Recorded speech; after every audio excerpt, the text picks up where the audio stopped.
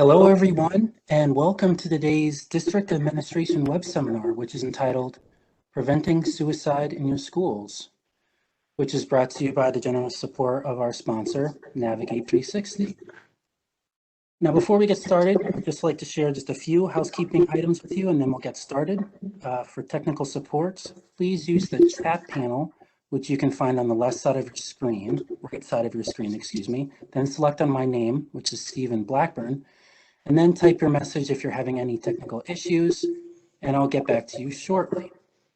If you don't have computer speakers, or maybe you prefer to listen privately, please dial the phone number and access code that I'll be posting in the chat window in a few moments, so look out for that.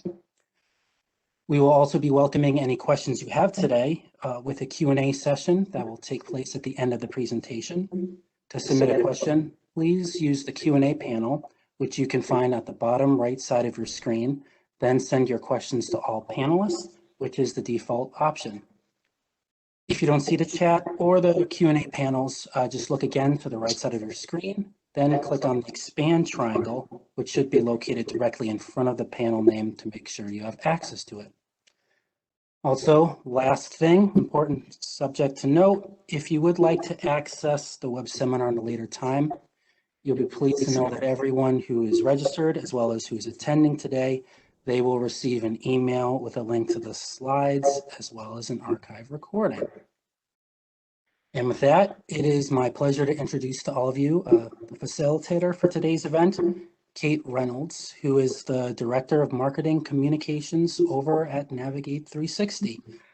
Hi, Kate. It's great to have you with us today. Welcome. Hi, Stephen. Thank you so much for having us. We are really excited to be here today and to cover a very important topic as everyone gets back to school this year. So we have two very amazing and incredible speakers with us today, Dr. Crystal Ladwig and Dr. Scott Poland. So I'm not going to take up too much of everybody's time, but I did want to provide some additional information and context around who Navigate 360 is and what our mission is, just so everyone can kind of understand how we're looking to really truly build safer tomorrow, physically, socially, and emotionally. So our mission is rooted in empowering people, schools, and communities to stay safe and thrive. We work to achieve this three main solution categories, one being threat detection and prevention, the other being mental health and wellness, and another being safety management and preparedness. So that is just a really quick overview, but I know that we're really looking forward to getting into this preventing suicide in your schools content. So I wanted to get started with a poll to see who we have here in the audience today. This session is definitely meant to be very engaging. The Q&A and chat functions are open throughout the duration. So if you have any questions, comments, concerns, anything that you would like our speakers to address, either within their presentation or on the back end through Q&A, please do let us know and we'll do our best to get to it. If we don't get to it during the live session, we'll be sure to follow up with those answers afterwards.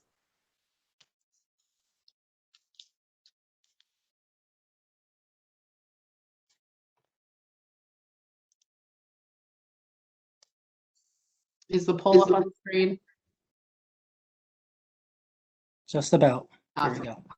Great.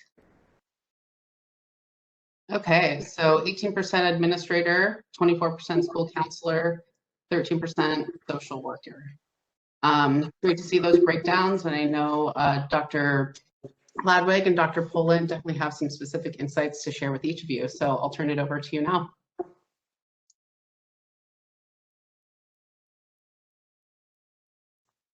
Good afternoon. Thank you for joining us. I'm going to go ahead and kick us right into a quick introduction of myself. I'll let Scott introduce himself, and then I'm going to kick us off and really get into some of why we're really here today, what the big deal is. So, as Kate mentioned, my name is Crystal Ladwig. I am the Director of Content Development, or Research and Content Development for Navigate 360, excuse me. And my area of expertise is really focused heavily on social emotional learning, and especially for students, how that relates to their mental health. And Scott, would you like to give us a quick intro? Sure. Thank you, Crystal. And the bottom line is 40 years ago, superintendent called me into his office and he said, "What are you going to do about these suicides?" And I said, I don't really know. And I've been trying to figure this out for 40 years now. And some of you listening today, you might have lost a student. You might have lost a loved one to suicide. I think I have some idea what you've gone through. I lost my father to suicide 47 years ago, but I believe strongly in prevention. And I'm so glad to be a part of the Navigate 360 family, to use my background in public schools for 26 years and now working at a university for 16 years to do something about what's the second leading cause of death for everyone between the ages of 10 and 34 in our country. So as we keep going, I just want to point out, we recognize that you are not an expert on suicide prevention, and that's okay. That doesn't mean that you can't have a significant and strong impact. And if you take anything away from today's presentation, I hope it's that fact that you, in whatever position you're in, have the ability to have a positive impact on the students around you and helping them to actually prevent suicide and helping students learn how to respond and help your staff learn how to respond if a suicide does occur at your school. And let's get into some of the data on why we're even talking about this so much right now. When you look at some recent statistics about what's going on with students, we see that a large majority of students, 61%, are now thinking more about their physical and social emotional safety. At the same time, less than half believe schools are doing their best to keep them safe. Now think about that for just a minute, especially those of you who are administrators. That means approximately half your student body does not feel like you're doing what you need to be doing at the school to keep them safe. Now you may be doing a lot, and I'm sure you are, and this is an important issue to you or you wouldn't be here today. But in the age of COVID and everything students are dealing with, they are feeling less safe. The scariest statistic here to me is this one you see there in green in the middle, with more than half of 11 to 17-year-olds having thoughts of suicide or self-harm. That is a dramatic number to me. And even just think about a typical class at your school, and more than half of those students have had thoughts of suicide or self-harm with these statistics. That's a scary, scary amount to me. And that's really why we're here today, is to talk about what we can do to help these students. So let's dive a little deeper into some of these data.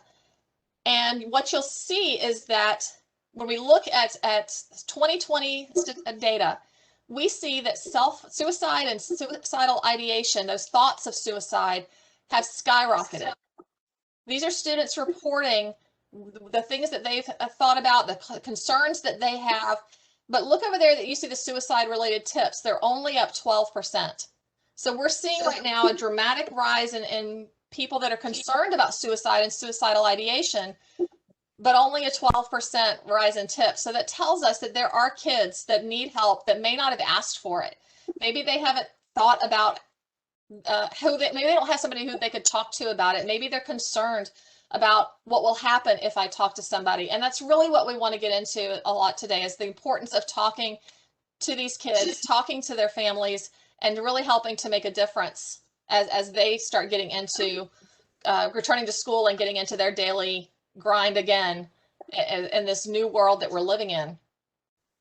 We've got one more set of data I want to show you, and then we're going to really start diving in deep. But when we talk about suicide, we have a lot of kids that are coming in, obviously with depression. That's the most common one that people think about as associated with suicide.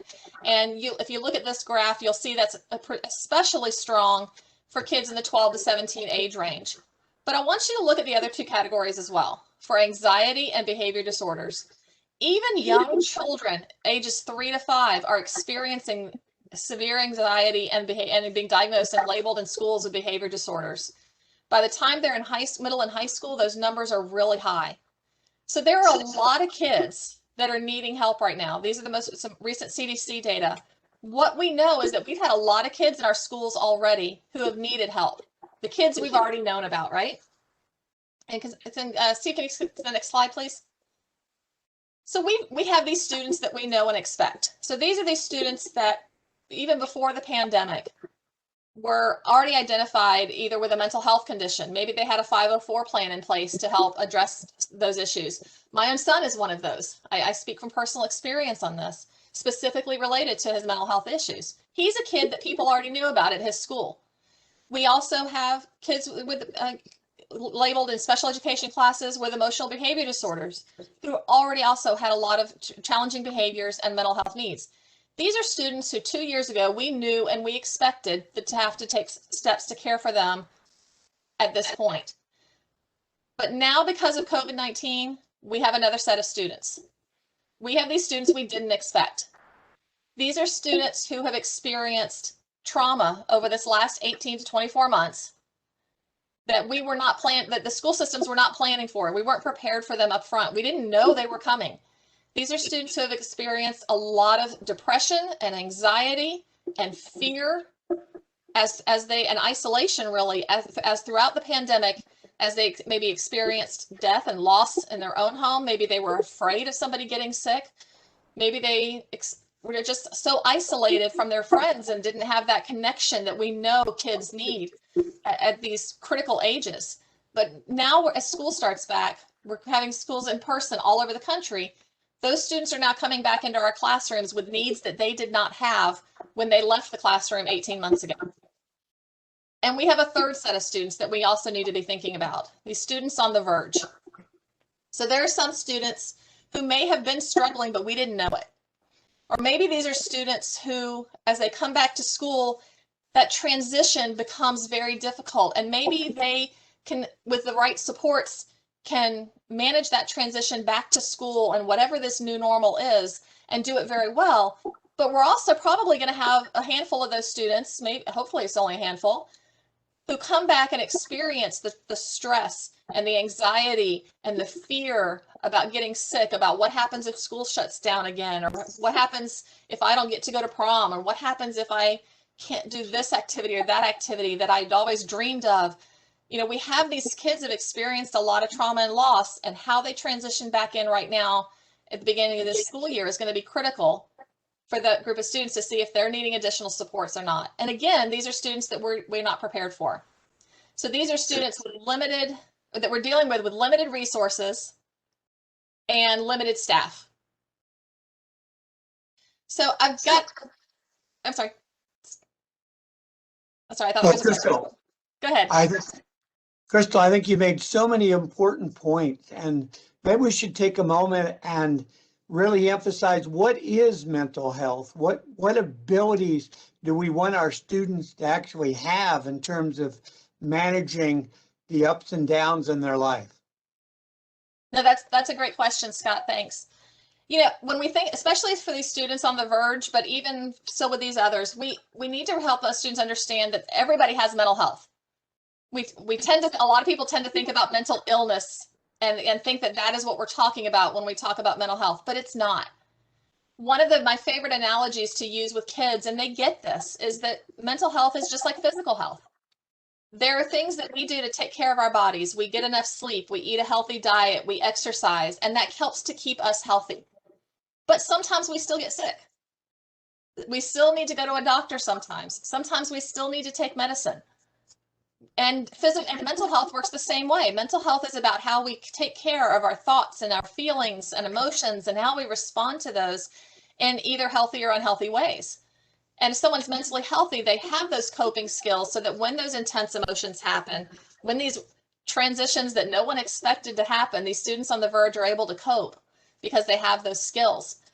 And keeping that analogy going, you know, we tell students all the time that mental health works the same way. There are things that you can do to take care of your mental health, like making sure you're doing things to take care of yourself, to let yourself take time to use coping strategies and self-care strategies to help care for your mental health proactively. But at the same time, there may be times when you need to go see a doctor or where you might need to take medication, just like with your physical health. You know, one of the things I wish that we heard more about was trying to increase mental health services in schools. Because I think we could argue that the students in schools right now may have the greatest mental health needs really in modern times. Because of everything they've gone through, as you said earlier, they've lost loved ones, they've been isolated, they've experienced a lot of anxiety, and a lot of their families have experienced some financial changes that have been pretty dramatic for them. No, exactly. And we're going to have some students who are able to, we have those resiliency skills and have those mental health care skills, and they're going to be able to cope fairly well. But we are going to have students who struggle. And that actually leads me to a question for you, a poll question, our next poll question. I'm wondering, for those of you who are joining us today, how many of you have had a student at your school die by suicide? I'm going to give you just about 30 seconds or so to respond.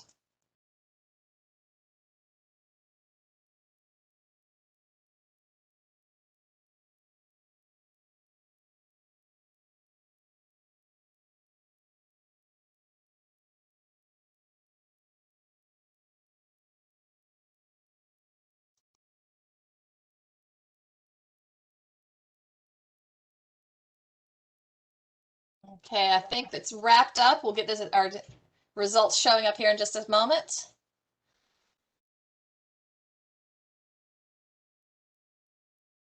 There we go. All right, so looking at this, we've got a large number of you, thankfully, have not experienced this yet. And for that, I'm actually very happy that you're here to learn more about how to prevent it so that it doesn't become an issue in your school. But I also think it's important to note that we've got a large percentage of you here today who have lost at least one student, sometimes multiple students, to suicide in your schools. And that speaks to how important this is, that if we can take steps to save even one student, then we've had a dramatic impact moving forward for everyone. And you know, a lot of times suicide is a scary topic, and it's sometimes something that people are afraid to talk about. And I love this quote that Scott had said before, that, you know, don't be afraid of this word suicide. Don't be afraid to bring it up and talk about it. Because if a person is suicidal, it gives them the chance to unburden themselves, to know that they're not the only person that feels this way, and to have that assurance that help is available. So with that, I'm going to shift things over to Scott for a little bit and let him share a little bit more about some myths and facts about suicide, and hopefully help you not be afraid of this word and recognize the power that you have to make an influence on your students. Thank you, Crystal. And you know, our Surgeon General a few years ago said 48,000 suicides a year in America. We need to talk about it more at our homes, our schools, and our places of worship.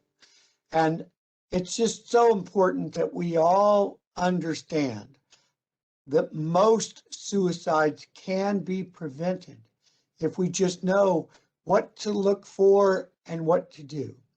And you don't have to be an expert to prevent a suicide.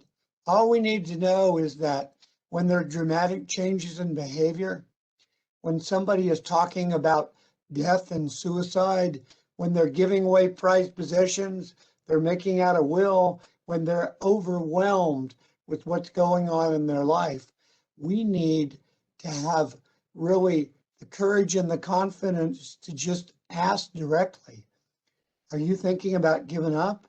Are you thinking this is hopeless? Have you thought you don't even want to live anymore?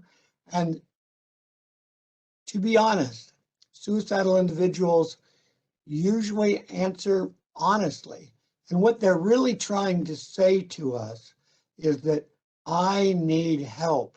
I need something to change in my life. And we need to be careful not to be dismissive, not to say something like, oh, I know you'd never harm yourself, or not to give them some pep talk about a difficult time for us. It's a time to truly be there to listen and let them know you're not the first person to feel this way. There is help available. I'm going to be there for you every single step of the way. You know, probably almost everybody listening today has a smartphone. Mine's right in front of me.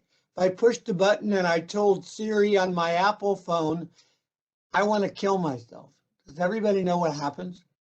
Siri responds by saying, may I connect you to the National Crisis Helpline?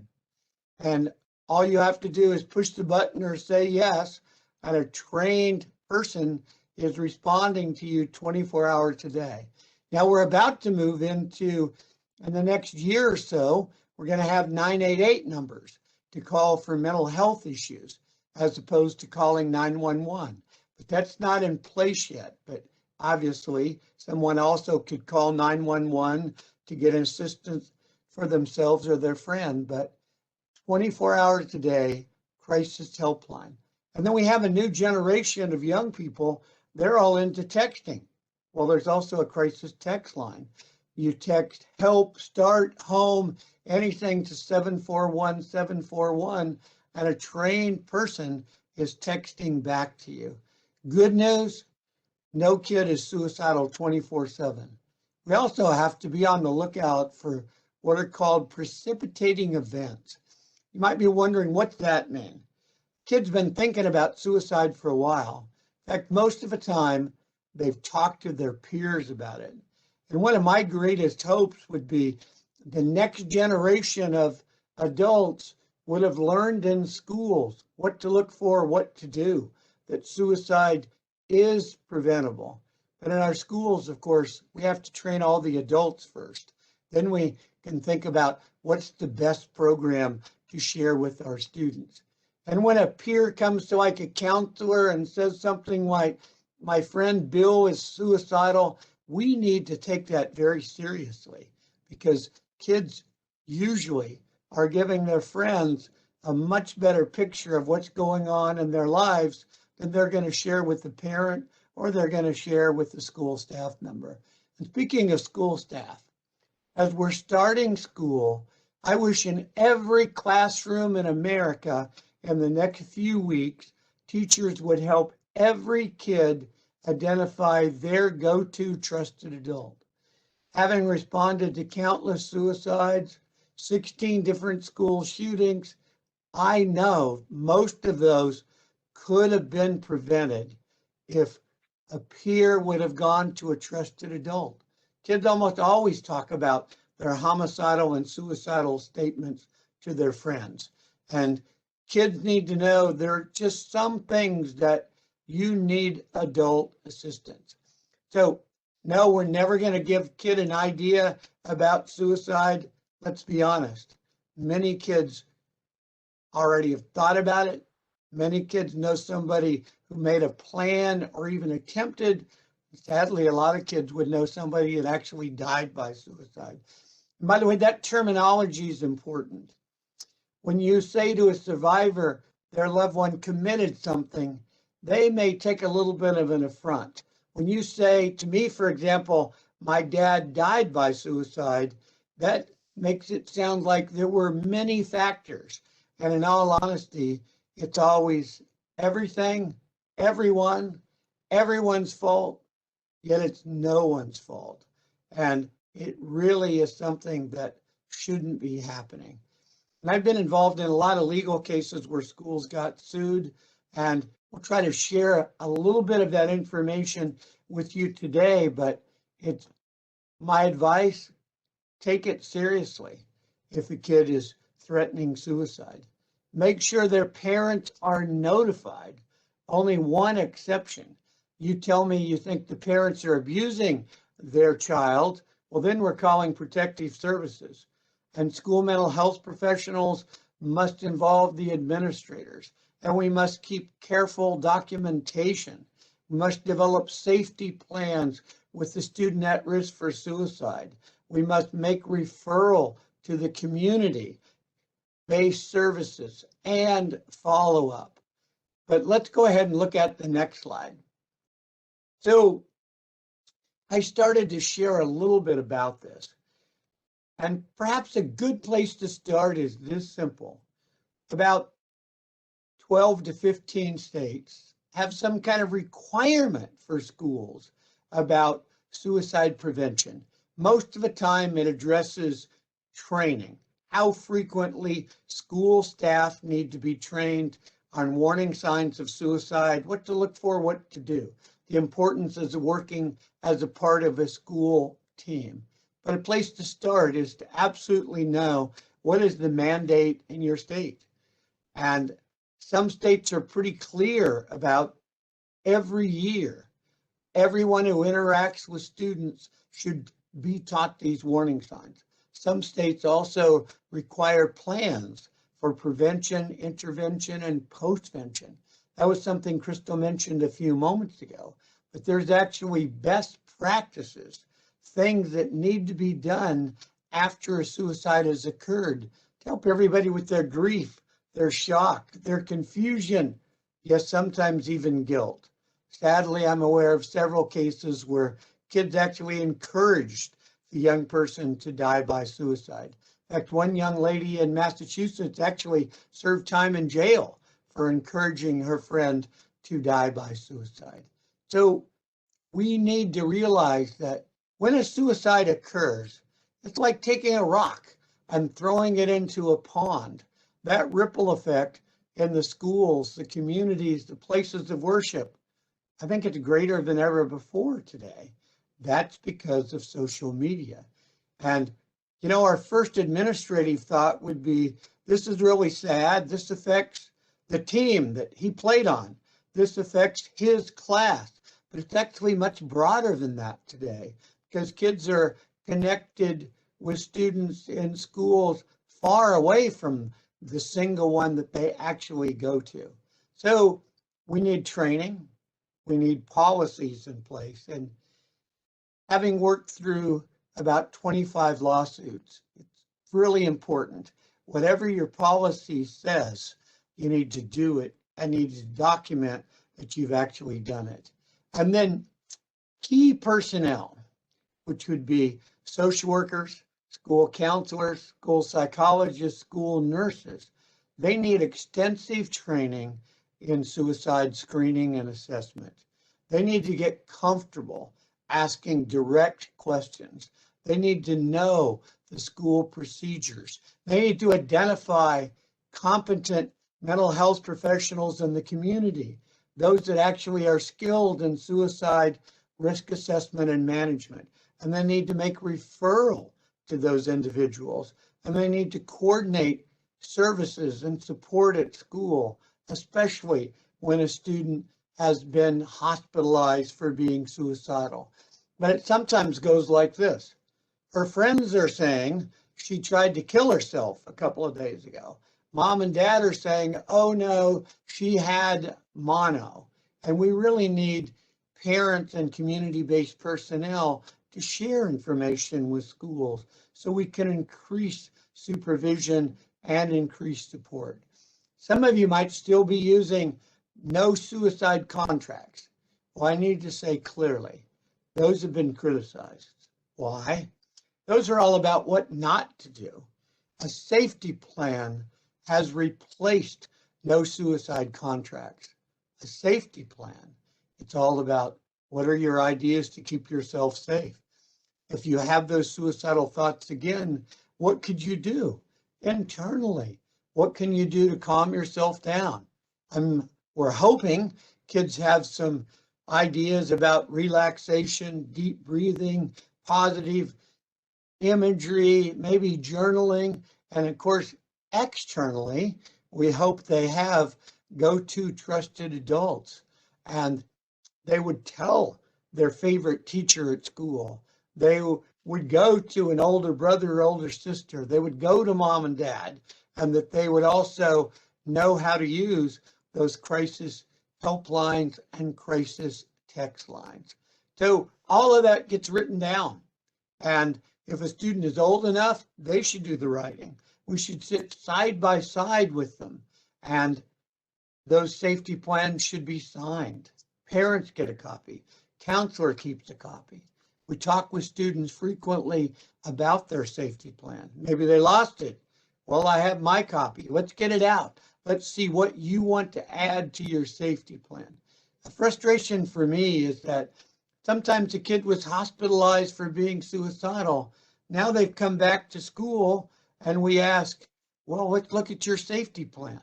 Well, nobody at the hospital or the community-based psychologist never developed the written safety plan with them. And that's really the standard, to make sure that any suicidal individual can identify internal and external sources of support. You And the know, last, Scott, oh yes, go ahead. I was going to say, and you mentioned a moment ago how important it is to make sure that students have a trusted adult. And, you know, I would say either, I just want to kind of say a couple things and ask you a question with that. So, you know, what we tell people and with the work that I do, what we tell teachers and administrators is that if a student cannot identify that trusted adult, a single trusted adult, that's a student who already needs some support. If they don't have somebody that they can reach to, that student needs to know somebody cares enough and to be able to, and be that person for them, so that when they do, or if they do reach that point, they know that they've got that. And that person doesn't have to be the expert. They just have to be somebody that cares for that student and can connect them to the support they need.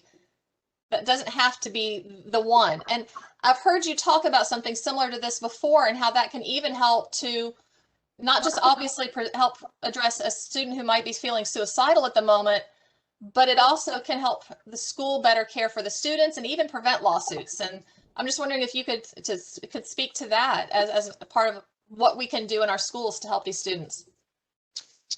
Well, I'm glad you brought this up, because it's just critical that all school staff really get to know every single student.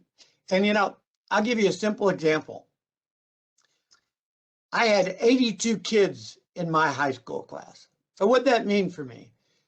It meant I was needed. Scott, you want to play football? You bet. Here's your uniform. You want to march in the band at halftime? Do that too. Hey, you want a part in the play? You got it. And I'll contrast that with our youngest daughter went to a high school of 4,000 in a suburb of Houston. She'd actually come home in the middle of a school year and say things like, Dad, my teacher doesn't even know my name. My English teacher has me confused with 3 other girls with brown hair and braces. Can you see how frustrating that would be, that the teacher doesn't even know your kid's name? And by the way, at the simplest level, when kids feel that unconditional love from their parents, when they feel that school staff are sincerely interested in knowing their hopes and dreams and helping them get there, that's all part of that being connected to school. You know, National Institute of Mental Health had some research a decade ago that pretty much said school connection is the key to everything for an adolescent. But if you don't feel like the school staff know you and care about you, if you're not involved in something extracurricular, and of course, you know, I worked in Texas all those years. Of course, football was so big there, but I don't care if it's football or robotics or band or art. Kids need connections at school and extracurricular activities. It's just really a part of being successful as a student. And so we've got to make the extra efforts. And being fair, high school teacher might see 120 kids in a day, for example. That's a lot. That's a challenge. But to try to get to know every single one of them and something about them, that really should be the goal. Let's look at, I think we have one more slide here about comprehensive suicide prevention in schools.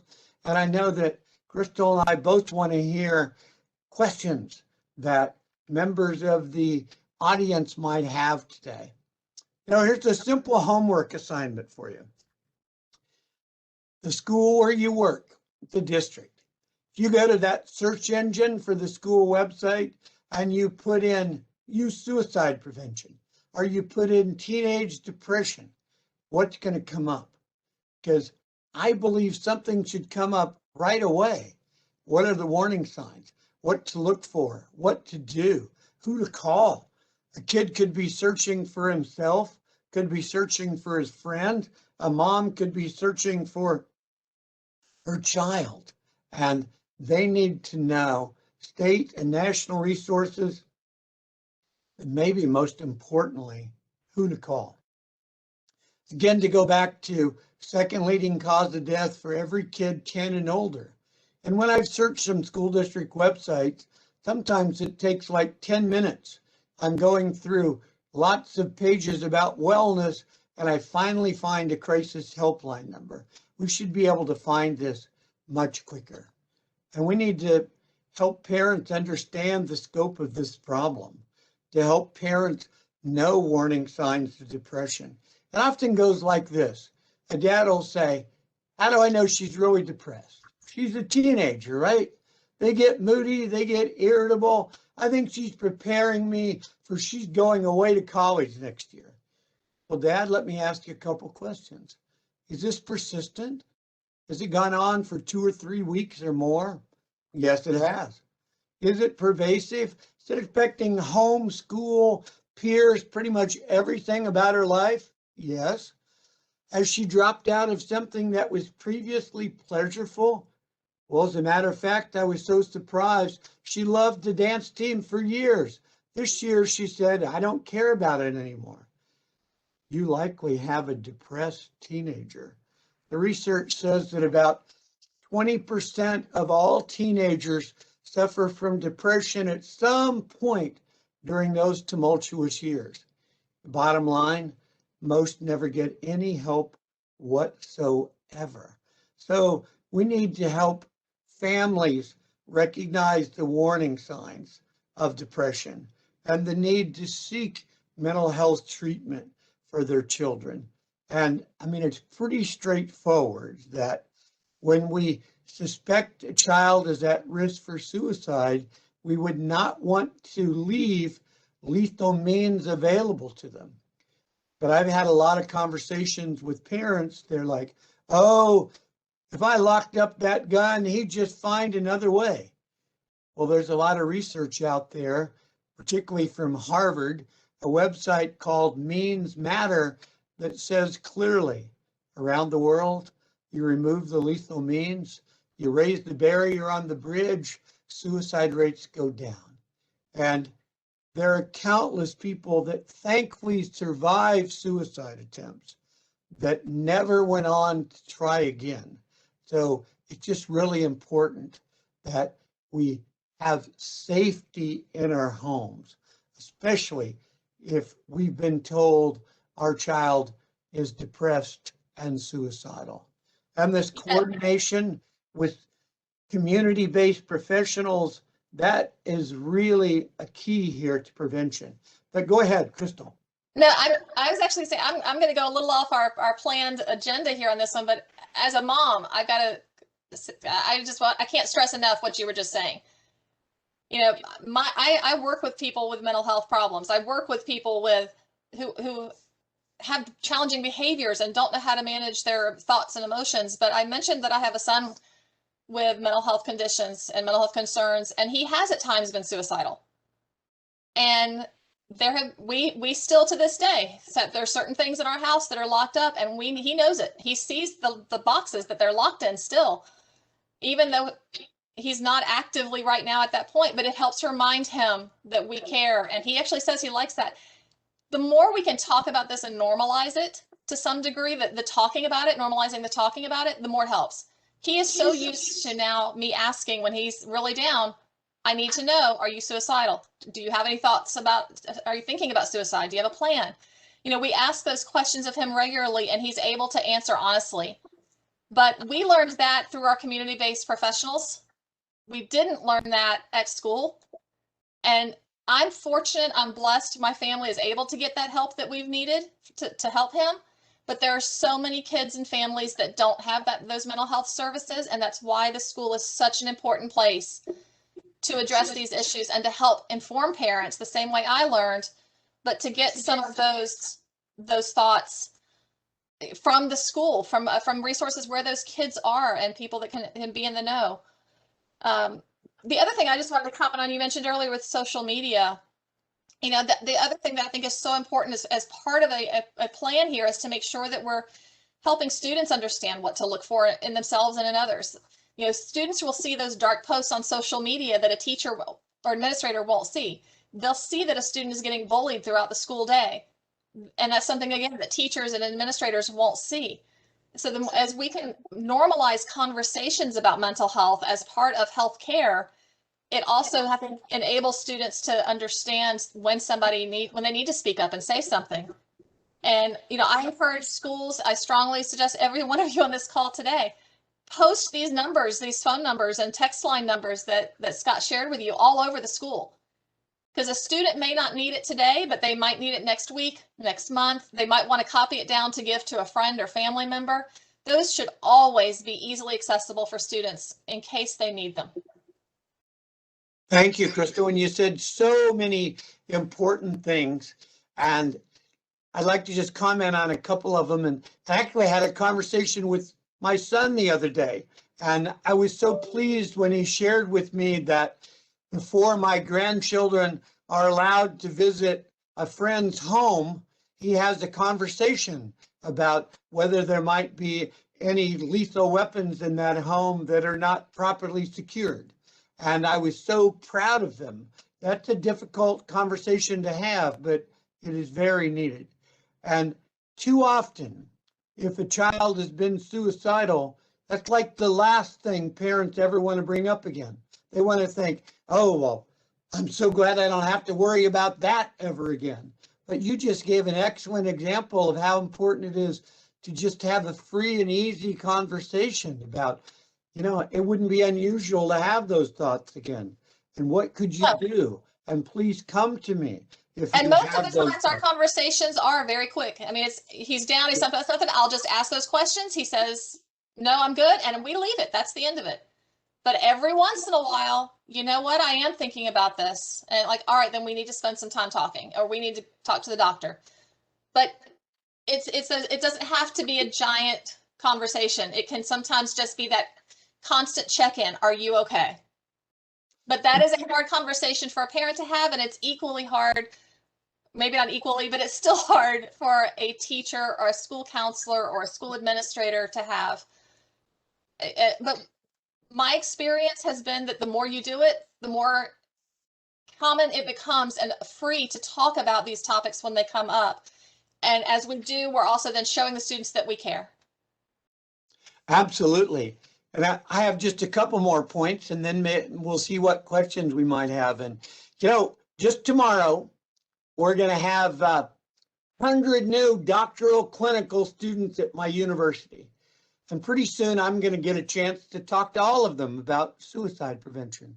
And I always ask them, what about high school? You weren't in high school that long ago. Did anybody ever talk to you about what to look for, what to do if somebody was suicidal?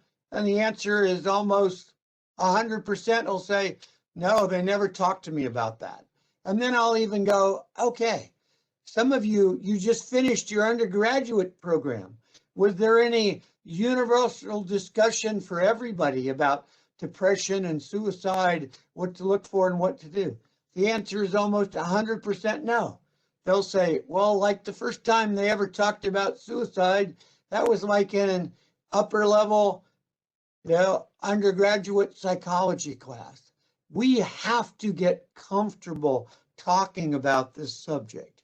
Now, the last line there says, we want to use best practices programs to talk with students about suicide prevention. And that really needs to be done with careful planning. It needs to be in a classroom. I always like to put the desks in a circle. And the less I say, the more they say, the better. And that's where we need to be discussing this, is in a classroom, never in assembly or individually with students or in small groups to help them all understand what to look for, what to do. And at the simplest level, when somebody is threatening suicide, it's a red flag. They need support. They need an intervention. And I suspect many people listening today are parents. As parents, you have to find that shared time when your child will truly talk to you. Maybe that's shooting baskets, as it was with my son. Maybe it was riding in the car with one of our daughters. Maybe it was making dinner with another daughter. Find that time when they will truly talk. and we need to listen. And I could always tell when I asked too many questions, all of a sudden our conversation was over.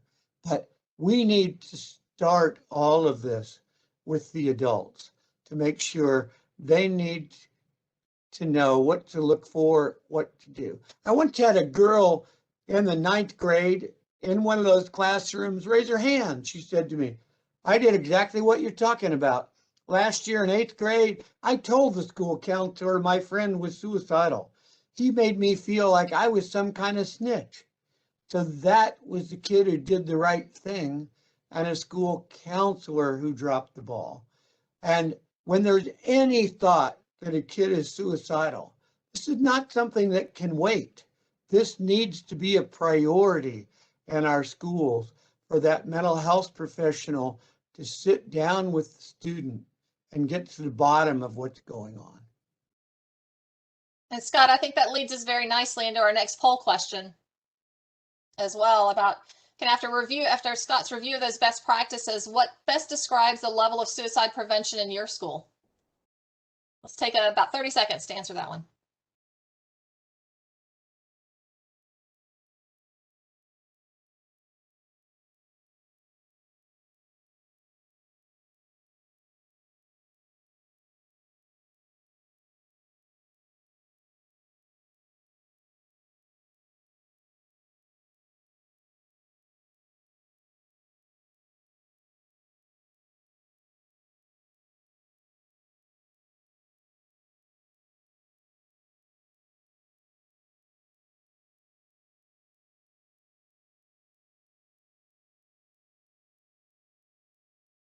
All right, I think that's wrapped up. We should be seeing.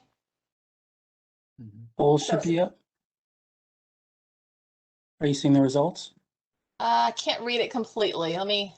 Oh, I can see them. So it says very comprehensive, 16%, somewhat 45%, not at all 18%. You know, at the simplest level, start a school system task force. Get key people, administrators together with school mental health professionals.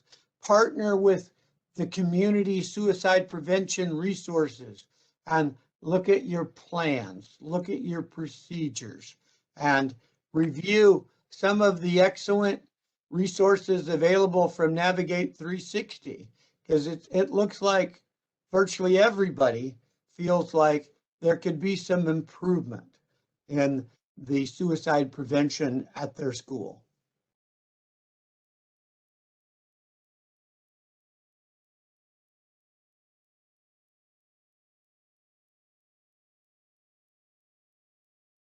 And Crystal, do you want to do this one? Sure, I'll be glad to. So just kind of trying to, I guess at this point, we're kind of at the point where we're summarizing these next steps this is not new. This is stuff you've heard Scott and me talking about for a while. I'll just quickly review these, then we'll hopefully have time to get to some of your questions. I see some great ones coming in. So your next steps, definitely talk to your school leadership, the mental health personnel at your school, and figure out what can be done right now. If you have a student walk into your office or your classroom tomorrow, what can you do to reach out to those students and help them if they may be considering suicide or if they're struggling to care for their mental health? Again, I mentioned before, talk to students. Actually, Scott and I both did. Make sure they have that person to talk to, and if they don't, get them some additional support right now. That's a student who already needs some help. Make sure that those crisis telephone and text lines are all over the school, so that if and when a student does need it, you don't want them having to waste their time searching for something. You want them to be able to get it as easily as possible. And even encourage students to put those numbers in their phones, so that if they need to share it with somebody else or if they need to use it themselves, those numbers are there. And of course, make sure everyone at the school, and I say everyone, I mean not just teachers and administrators and school counselors, but anyone that's having contact with students in your school should understand some of these symptoms. Because I've known students who the person they've connected with is the lady that works in the cafeteria or the bus driver that they sit with close to every day out to and from school. So make sure everyone who has a potential to impact your students knows what to look for, and especially the students too. And one key point is You know, a teacher might be tempted to just say to the student, go to the counselor now. But sadly, I can give you examples where they didn't go to the counselor. They went out and left the campus, and then a frantic search ensues. And thankfully, every time the students were found safe. But there's a key point here about transferring a student to another adult, from teacher to counselor, from counselor to parent or mobile crisis team. This constant supervision and transfer to another adult is really important. Yeah, and that fits in nicely with the kind of these long-term plans, is making sure that you have a plan in place so your teachers know how to respond when a student comes to them, to, you know, thank them for having the, and to let them know it's courageous to speak up, and let them know that you're glad that they did, that you want to help them and respect their privacy, but at the same time, you're going to get them that help. Make sure that that plan is in place so that your teachers and administrators and everybody is clear on how to get a student to that support, to that help. Whether it's an emergency situation and we need to call the office right away to get some help, or maybe I'm going to walk with this student down to the school counselor's office, or I'm going to call the school counselor right now to come and join us, or a mental health professional if you have one at the school. But those immediate situations, as well as not non-emergency, but still something where the student needs that support. You know, directly teaching students about how to proactively take care of their mental health, the same way they take care of their physical health, and that suicide prevention piece, obviously. And that, to me, that includes really scaffolding mental health education across the grade levels. We can start teaching students about mental health just as young as we start teaching them about physical health, because they can start learning that my emotions are important, how I feel is important. And if I have a feeling that I don't like, that feels uncomfortable, like being angry or scared, that there are things I can do to either take care of that myself or to get help when I need it. And we can start teaching those skills about mental health care to even the youngest students. You know, we have a number of administrators on today, and I think probably all of us would recognize this has been an incredibly stressful year and a half, and no, it's not over. I think the wise administrator would have their own self-care plan, but they'd also talked with school staff members about the importance of self-care, and then teachers talking with students about self-care. And I know in several projects last year, adolescents that were only virtual learning for months and months, they would say things to me like, you know, I sit in front of my computer screen for 7 hours a day, and then I get homework. Why can't my homework be about self-care? So the more we can build in taking care of oneself and mental health and infuse that all the way through our curriculum, as you were saying, starting with young students and just making sure we realize how important this is to everybody's overall well-being and their academic performance in school. Yeah. And, you know, just you brought up so many good points there, Scott, and kind of what I think we end up with is this need for a comprehensive suicide prevention program, and really that emphasis, and it's cliche, but it's true, that what you know could save a life. And, you know, there are ways that you can do this, from very proactively with setting up things like social emotional learning programs that help students learn to proactively care for their emotions, and mental health education, as well as things like behavioral threat assessments and suicide screenings, making sure that students have a way to report and know how to report if they think somebody is in danger of hurting themselves or others. You know, looking at social media, that's where if there's some way to scan that while still respecting students' privacy, we need to be looking at that. And there are ways to do that. I'd love to talk with you about some of those. And of course, establishing those school-wide suicide prevention programs and having teams in place to address those. So I know we're getting really close on time. We've got some great questions. I'm going to switch things back over to Kate real quick, and then I think she's going to pick some of those questions for us, and the ones that we don't have time for, Scott and I'll be glad to write up some responses and send them out. Yeah, absolutely. Thank you both for such a wonderful session. Everybody has been very engaged, and to your point, we have a lot of questions, so we'll be sure to get these answers out to people. We could be on here for another hour just addressing these. So just real quick before we get in, Preventing Suicide in Your Schools, this ebook was written by Dr. Ladwig in collaboration with Dr. Poland. So you can use your phone, just open the camera app, take a look at this QR code, and it'll take you to a download on our website. And there's a lot of good information in there as well. So going back, Dr. Poland, going back to what you were saying about putting information on the websites, right? Somebody commented that they're getting pushback from parent groups that students shouldn't see that information or shouldn't see those links. What would you say to address that? So they're getting pushback. Parents that aren't open to seeking community-based services, is that? Correct. So on the side, on the point of having suicide signs, prevention resources so easily accessible on the district website, how would you counter the pushback as it appears to be an advertisement for suicide? Should a student see that link? I've had that pushback from parent committees. Okay, well, I think, you know, most parents would not recognize what a leading cause of death this is for children. So it's important that we help them know some of those facts. And really, by putting information on the website, it's all about what to do, how we're going to prevent this. And most schools out there at some point in recent years have actually lost a student to suicide. And sometimes if somebody's being resistant, and I'll say, you know, as a matter of fact, only a little over a year ago, you know, the other junior high school, they lost a student to suicide. So we take this very seriously, and we're just really trying to provide best practices, responses, and information for everybody, trying to overcome this myth that, oh, we should never bring this up. It's bringing it up that saves lives. And I would actually add to that and argue that if a student is choosing to look at suicide prevention materials on a school website, this is most likely a student who's looking for who can help him at school. That's not where they're going to go look if they're looking for an idea of how to do it or anything like that. A student who's looking for this on a school website is probably looking for help. Yeah.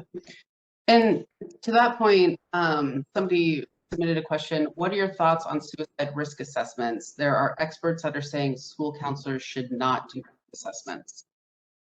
Okay, that's a great question. And I decided the best term is an initial screening.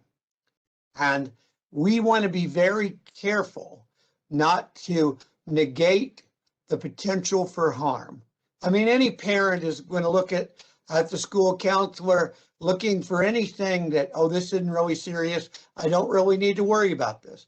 And really what we need to convey is, yes, you do need to worry about this. And what is needed now is a comprehensive community-based assessment.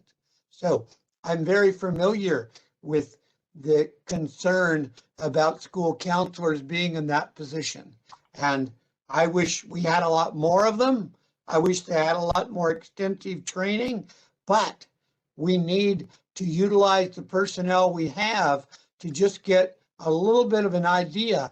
And maybe even looking at this like the screening, it's really to determine, does this kid need to be right here with me and until I transfer him to parents or to mobile crisis team, or could they possibly be in class while I'm working through this? So I think if we look at the screening responses more as what's the immediate need for supervision, because the phone call and the conference needs to be held with parents to help them understand this is serious and here are our recommendations about what your child needs. Awesome. Well, we are at 2:59, so I definitely want to be respectful of everybody's time. The webinar was set for an hour, but we have many, many more questions. So we'll be sure to capture them all, share those with Dr. Ladwig and Dr. Poland, and send them back out to all of the attendees so that they can get those insights and have those for future use. Perfect. Well, I'd just like to step in and just say, thank you, all of you for your time here. Dr. Crystal Ladwig, Dr. Scott Poland, and of course, Kate Reynolds for facilitating. We really appreciate it, and our audience does as well. And speaking of which, I would also like to thank our attendees for joining us today. For those who enjoyed our presentation, there are many more upcoming web seminars like this one that are provided by District Administration, which is the leader in editorial coverage of news, trends, as well as current issues in K-12. Our wide range of readers here at DA, they subscribe for free, and they stay up to date with us through our print magazine, the digital edition, newsletters, and web seminars like this one. And for those of you who would like to watch this web seminar again, or for those of you who believe that the solutions provided would be helpful to your colleagues, you'll be pleased to know that there will be an archive recording of this web seminar that will be available at the URL that you can see on your screen here. And you can also expect to receive an email from our team at some point tomorrow at DA, who will provide a link to all of the slides, as well as an on-demand video. So with that, on behalf of DA, this is Stephen Blackburn. Thanks, everyone, and have a great fall semester. Take care, be well, Thank and you. stay safe. Thank you.